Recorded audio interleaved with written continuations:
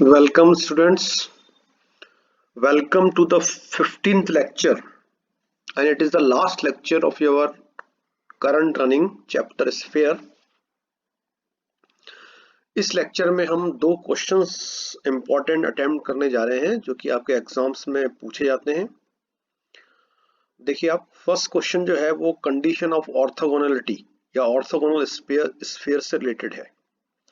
एक क्वेश्चन हमने orthogonal sphere से रिलेटेड लास्ट लेक्चर में किया था। ये थोड़ा डिफरेंट टाइप का क्वेश्चन है। देखिए आप इसमें हमसे क्या प्रूव करवाया जा रहा है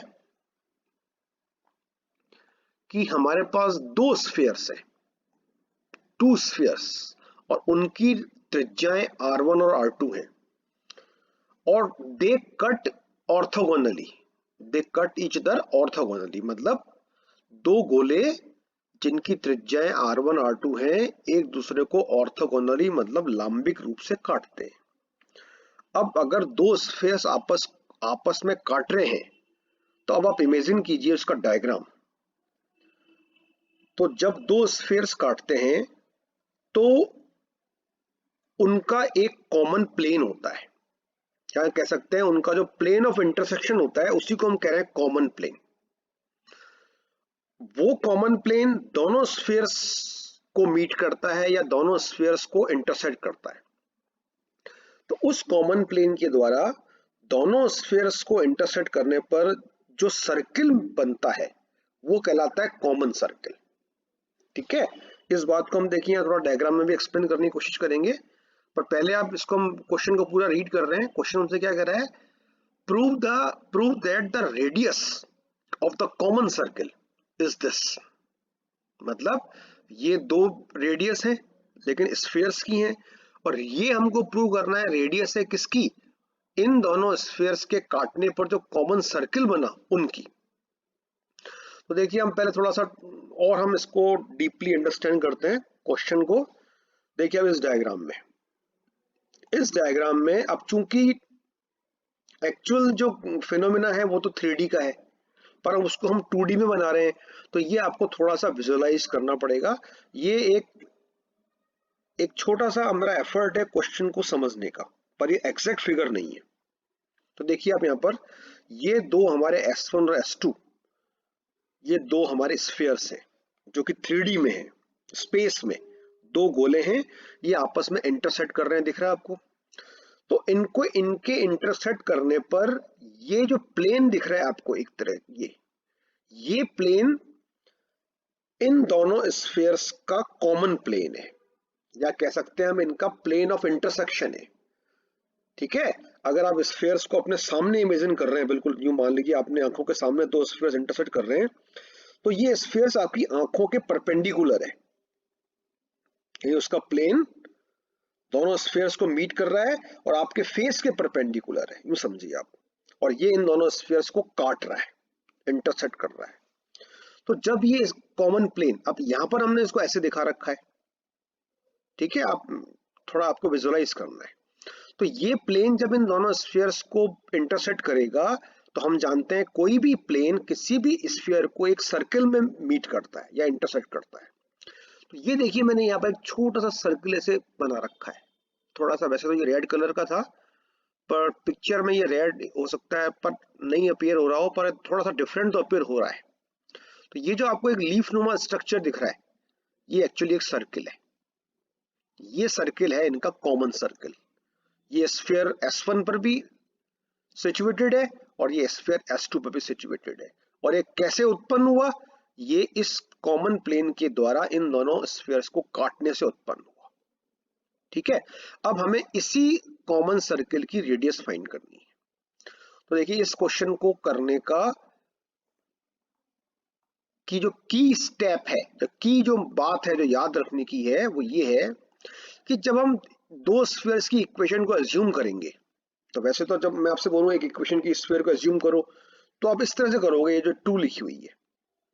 तो वैसे अगर आपको दो स्फीयर्स एज्यूम करने हो तो आप क्या करोगे, एक में ले लोगे U1 V1 W1 D1, दूसरे में ले लोगे U2 V2 W2 D2। ऐसा हम पहले करते आए हैं जब हम रेडिकल प्लेन वगैरह की इक्वेशन लिखी थी। पर इस क्वेश्चन में ये बात याद रखने की है कि हम पहले वाले स्फीयर की इक्वेशन कुछ इस तरह से लेते हैं। नंबर 1, मतलब हमने इसको जानबूझ के एक आसान वे में कंसीडर किया है। तो ये स्फीयर आसान क्यों, इसकी इक्वेशन शॉर्ट या आसान क्यों है? क्योंकि हमने मान लिया है कि इस स्फीयर का सेंटर 0 0 0 है और रेडियस r1 है। रेडियस तो गिवन है r1, तो अगर 0 0 0 सेंटर और r1 रेडियस का स्फीयर लिखना हो तो ऐसे लिखेंगे। अब हम यहाँ पर ये तर्क दे सकते हैं सब ऐसा ही स्फीयर क्यों माना, क्योंकि ऐसा मानने से इस क्वेश्चन को हम बहुत ही सिंप्लीफाइड और इजी वे में कर सकते हैं। अगर हम दो अलग अलग स्फीयर जो मैंने आपको बोल के बताया थोड़ी देर पहले वो अज्यूम करेंगे तो इस क्वेश्चन का सॉल्यूशन बहुत टीडियस हो जाएगा। ठीक है, तो कई बार हम कुछ बातें सिंप्लिसिटी के लिए अज्यूम कर लेते हैं। तो ये हमारा स्फीयर S1 है जो कि ये रहा, और स्फीयर S2 मैंने जनरल माना है जो कि जनरल इक्वेशन होती है। फिर मैंने क्या किया इसके बाद, फिर मैंने, चूंकि ये दोनों स्फीयर ऑर्थोगोनली कट कर रहे हैं, ठीक है, तो मैंने लॉजिक लिखा spheres S1 S2 cut each other orthogonally. Then अब यहाँ पर कंडीशन आ रही है हमारे पास, ये कौन सी लाइन कैसे आ रही बताइए आप, यस सोच के बताइए। कंडीशन ऑफ ऑर्थोगोनलिटी, लंबिकता का प्रतिबंध, जो कि मैंने आपको लास्ट लेक्चर में बताया, लेक्चर 14 में। क्या था वो? दो स्फीयर्स में हम लिखते हैं 2 इंटू उन दोनों के u का प्रोडक्ट, यानी u1 u2। तो अगर आप यहां से देखें, आप इस इक्वेशन का बताइए u कौन है? इस स्फीयर नंबर 1 का u है 0। u क्या होता है? Coefficient of 2x, 2ux, coefficient of 2x। तो इसमें न, इस इक्वेशन में ना तो 2x है, न 2y है, न 2z है। इसका मतलब इस स्फीयर के u v w 0 0 0 है। तो देखिए अब यहाँ पर 0 0 0 दिख रहा होगा आपको, ये एक्चुअली इनके u की वैल्यूज है, और दूसरे वाले स्फीयर में u v w की वैल्यू u v w ही है, तो वो भी ऐसी लिखी है। इज इक्वल टू क्या होता है? d1 plus d2। देखिए आप, इसका d1 कौन है? d1 मतलब इसका d, और d होता है कांस्टेंट टर्म, तो इसका d है -r1 स्क्वायर, इसको आप इधर लाओगे, और इसका d, इसके लिए d2 है d, तो d1 प्लस d2 हो गया ये। तो इससे मुझे सिंप्लीफाई होकर क्या ऑब्टेन हुआ? देखिए d equals to r1 square, equation number 3 दिख रही है आपको।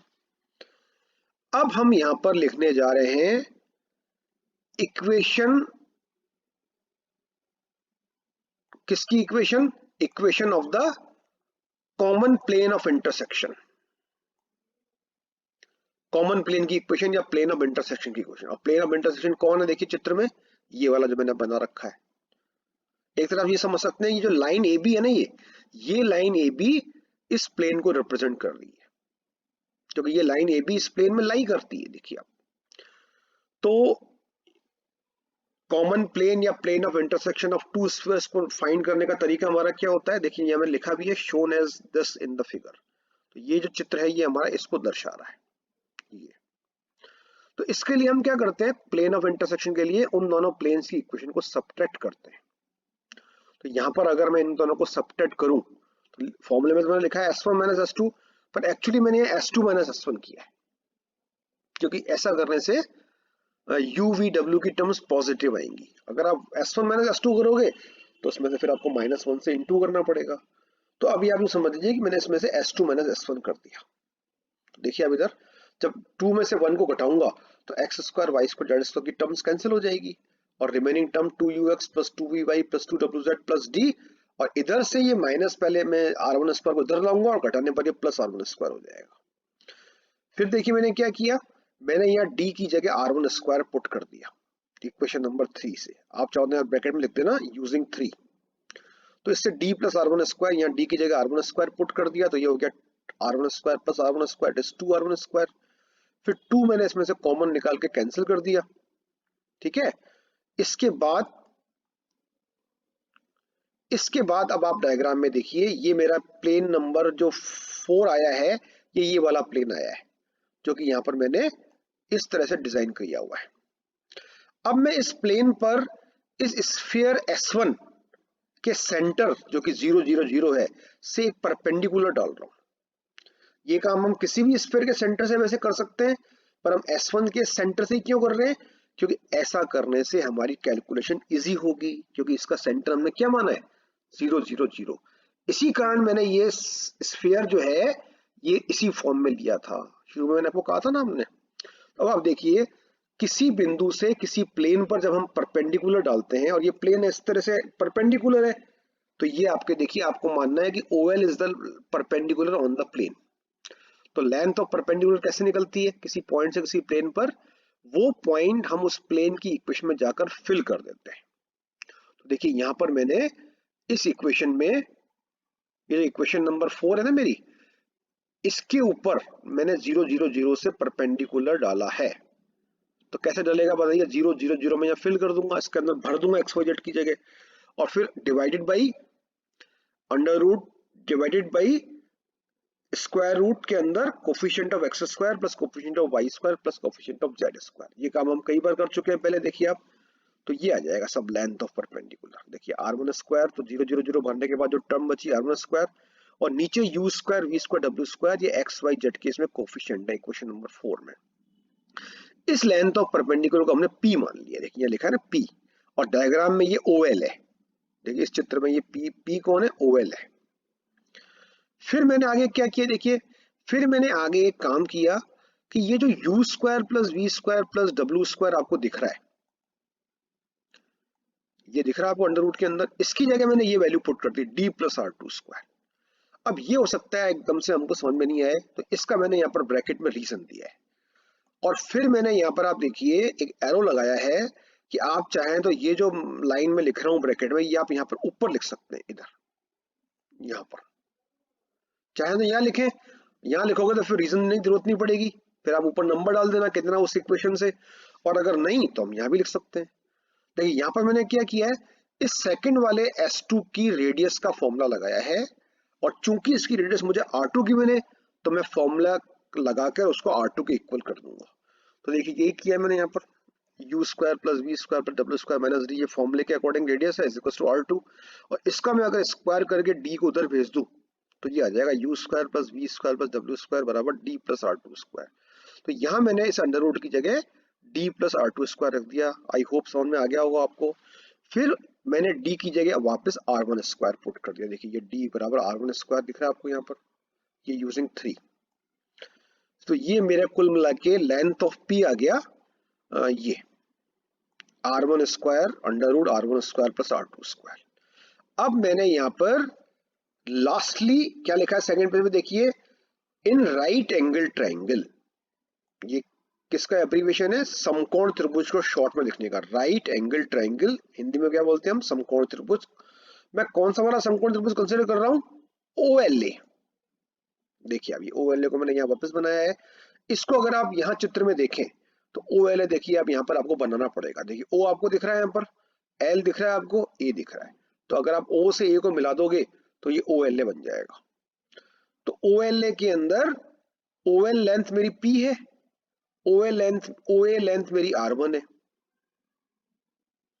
तो इस प्रकार मैं पाइथागोरस थ्योरम लगा के, चूंकि ये समकोण त्रिभुज है, तो मैं AL की वैल्यू निकाल सकता हूं R1 square minus P square, कर्ण स्क्वायर माइनस साइड स्क्वायर का अंडर रूट से दूसरी रिमेनिंग साइड आ जाती है। अब मैंने यहाँ पर कुछ भी नहीं किया, P की वैल्यू पुट कर दी है जो ऊपर निकाली थी मैंने, और फिर मैंने इसका एलशियम लेकर अगर मैं इसको सिंप्लीफाई करूं, तो देखिए अब इधर आ जाएगा, ये R1 की पावर 4 कैंसिल हो गया, और ये सॉल्व होकर AL की वैल्यू आ गई है। और AL जो है ना, AL ही मुझे फाइंड करनी है। AL is the radius of the common circle. ठीक है, तो आई होप ये इंपॉर्टेंट क्वेश्चन आपको समझ में आया होगा। अब देखिए लास्ट लेक्चर में मैंने आपको बताया था कोएक्सियल सिस्टम, ठीक है, और कोएक्सियल सिस्टम के लिमिटिंग पॉइंट्स को मैंने आपको इंट्रोड्यूस किया था।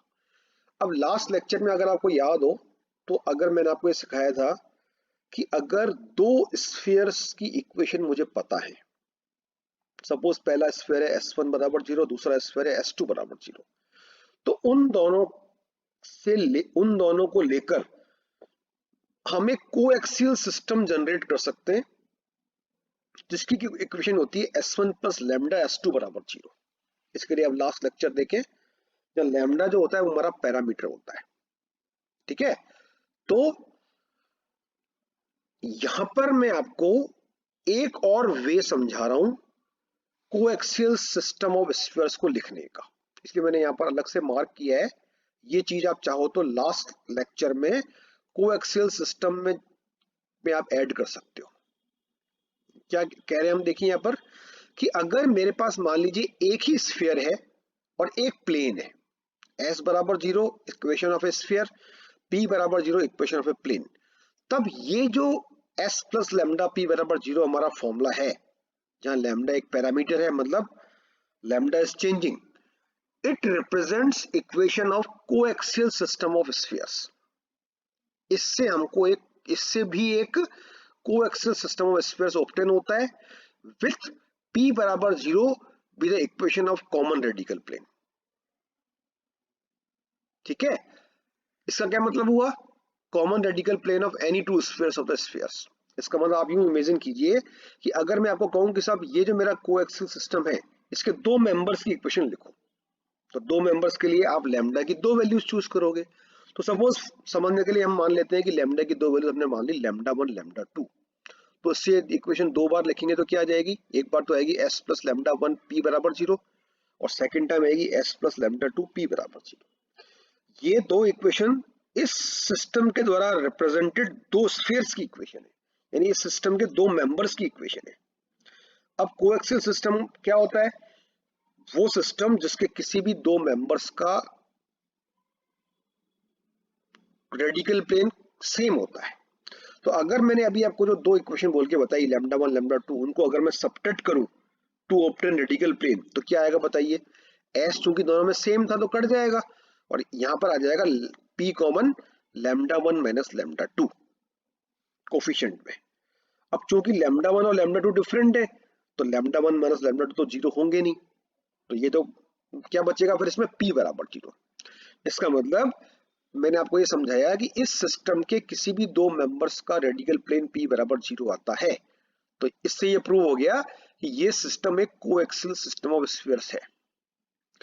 अब इसके बाद हम एक क्वेश्चन कर रहे हैं, देखिए इस क्वेश्चन में हम लिमिटिंग पॉइंट निकालना सीखेंगे। ठीक है, तो देखिए अब लिमिटिंग पॉइंट के लिए हमको क्वेश्चन में क्या गिवन है कि आप साहब दो स्फीयर्स गिवन है, इनके लिमिटिंग पॉइंट्स निकालिए। लिमिटिंग पॉइंट इनके नहीं, इन स्फीयर्स से रिप्रेजेंटेड कोएक्सियल सिस्टम के। तो अब इस क्वेश्चन को करने के हमारे पास दो वेज है। दो स्फीयर्स के कॉरस्पॉन्डिंग अगर आपको कोएक्सियल सिस्टम लिखना है तो there are two methods. One method is या one formula is s1 plus lambda s2 बराबर 0। ठीक है, और दूसरा वे है जिससे कि हम इस क्वेश्चन को कर रहे हैं, क्योंकि इससे ये इजी पड़ेगा, इजी हमको लगेगा। इसमें हम क्या कर रहे हैं, हम इन दोनों स्फीयर्स के रेडिकल प्लेन की इक्वेशन लिख रहे हैं। तो देखिए आप यहाँ क्या किया मैंने, equation of radical plane of given spheres. कैसे लिखते हैं रेडिकल प्लेन की इक्वेशन, इन दोनों इक्वेशन को माइनस करके। तो ये मैंने इन दोनों को माइनस कर दिया, देखिए तो ये इक्वेशन आ गई। इसको मैंने 3 से डिवाइड कर दिया, ये आ गई। तो इसको मैंने एज्यूम कर लिया p। अब मैंने आपको अभी अभी ऊपर क्या बताया कि एक प्लेन है और एक स्फीयर है, तो उनके कॉरस्पॉन्डिंग अगर मुझे कोएक्सियल सिस्टम लिखना है तो मैं s प्लस लैम्डा p बराबर 0 फॉर्मूला अप्लाई करूंगा। तो यही फॉर्मूला मैं यहाँ पर I am going to apply. अब इसमें p तो मेरा होगा ये इक्वेशन, और s के लिए मैं इन दोनों स्फीयर्स में से कोई भी एक स्फीयर चूज कर लूंगा। तो मैंने यहाँ पर चूज कर लिया फर्स्ट वाला स्फीयर, इसको s मान लिया है।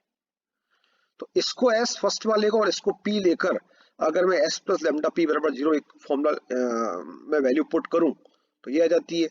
फिर मैंने इसको इस तरह से देखिए अरेंज कर लिया, x के दो टर्म्स को में से x कॉमन ले लिया, y के दो टर्म्स में से y कॉमन ले लिया और एक कांस्टेंट टर्म।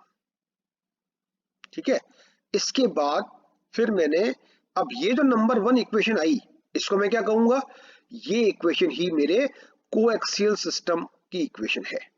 क्योंकि मैंने यहाँ ऊपर लिख दिया था, देखिए इधर ये क्या लिखा था, equation of coaxial system B, और फिर ये इक्वेशन मेरी नंबर 1 के द्वारा रिप्रेजेंट है।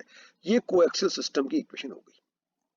ठीक है, अब मैंने यहाँ पर दो काम किया, देखिए मैंने पहले इस सिस्टम के किसी भी मेंबर का सेंटर लिखा है। मतलब लैम्डा को अगर हम लैम्डा ही रहने दें तो ये इक्वेशन किसी भी एक मेंबर की इक्वेशन को रिप्रेजेंट करेगी। तो सेंटर कैसे लिखते हैं बताइए हम? सेंटर लिखने के लिए हम, जो हमारा नॉर्मल मेथड होता है, हम एक्स वाई और जेड के हमारे जो कोफिशिएंट्स हैं उसमें 2 का डिवाइड लगाकर साइन चेंज करके लिखते हैं।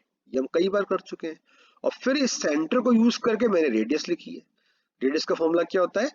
Under root U square plus V square plus W square minus D. तो ये डी देखिए यहाँ पर 6 है, तो ये माइनस डी आ गया। अब लिमिटिंग पॉइंट का हमारा फॉर्मूला या कंसेप्ट क्या होता है वो लिखना है आपको। Since the limiting point of A coaxial system क्या होते हैं? ये होते हैं सेंटर्स किसके? सिस्टम के उन मेंबर्स के या उन स्फीयर्स के जिनकी की त्रिज्या 0 होती है। ये है मेन कंसेप्ट हमारा लिमिटिंग पॉइंट को फाइंड करने का। तो देखिए यहां पर मैंने कुछ भी नहीं किया, अब सिंपल मैंने ये जो आपका रेडियस जो मैंने यहाँ लिखी थी इसको मैंने 0 के इक्वल कर दिया। तो ये बात आपको कुल मिला के याद करके जानी है एग्जाम में कि जब भी लिमिटिंग पॉइंट का हमारा क्वेश्चन आएगा तो हमको क्या करना है?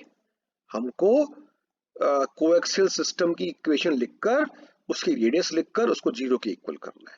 तो जब मैंने इसको 0 के इक्वल किया तो देखिए इसके बाद मैं एक सिंप्लीफिकेशन में डीपली नहीं जा रहा हूं, आप इसको अपने आप कर लेना। यहां से लेकर यहां तक ये सिंपल एल्जेब्रिक सिंप्लीफिकेशन है। इससे लैम्डा की वैल्यू आ गई +-1। इसको सॉल्व करने से इक्वेशन बन गई क्वाड्रेटिक। इसके लैम्डा की वैल्यू क्या आ गई? +-1। अब लिमिटिंग पॉइंट क्या होते हैं? लिमिटिंग पॉइंट उन स्फीयर्स के सेंटर होते हैं जिनकी रेडियस 0 है। तो अभी भी मैंने क्या काम किया? मैंने रेडियस को 0 किया। तो रेडियस को 0 करने से लैम्डा की जो वैल्यू आई, ये लैम्डा की वैल्यू जब मैं सेंटर में पुट कर दूंगा, ये वाला सेंटर मेरा, तो इसी से मेरा ये सेंटर है। तो लैम्डा की जो 2 वैल्यूज मेरे आ रही है वो बारी बारी से मैं यहाँ पुट कर दूंगा। तो इससे जो सेंटर बनेगा वो मेरा लिमिटिंग पॉइंट बनेगा कोएक्सियल सिस्टम का। तो ये देखिए आप, ये मैंने सेंटर पुट कर दिए यहाँ पर। समझ में आ गया आपको? ये लैम्डा की वैल्यू मैंने कहाँ पुट कर दी? सेंटर्स में। तो these are nothing but the limiting points. ठीक है।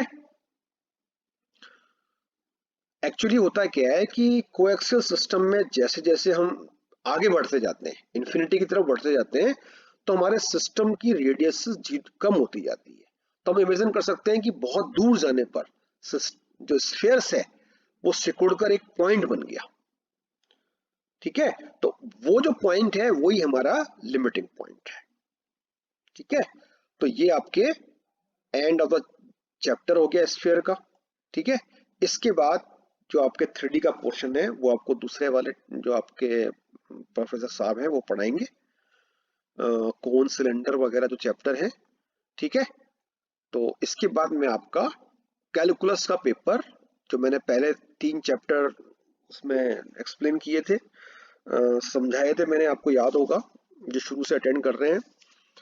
वो आप चाहो तो आपके SPC GCA मैथ्स टाइप करके यूट्यूब पे आप देख सकते हो। पैडल इक्वेशन, कर्वेचर और एसिम्पटोट्स, तीनों चैप्टर में आपको पहले समझा चुका हूँ। तो इसी कंडीशन में हम अगला चैप्टर करेंगे। ठीक है। तो आई होप कि आपको ये चैप्टर समझ में आया होगा। स्फीयर का चैप्टर गारंटेड इसमें से आपका एक लॉन्ग क्वेश्चन आता है और शॉर्ट क्वेश्चन आते हैं, वेरी शॉर्ट क्वेश्चन आते हैं। तो आप ये मान के चलिए कि ये चैप्टर आपको मिनिमम 15 मार्क्स प्रोवाइड कर सकता है अगर आप इसको ढंग से कर लेते हैं तो। Okay, thank you very much. इसको आप प्रैक्टिस करते रहें।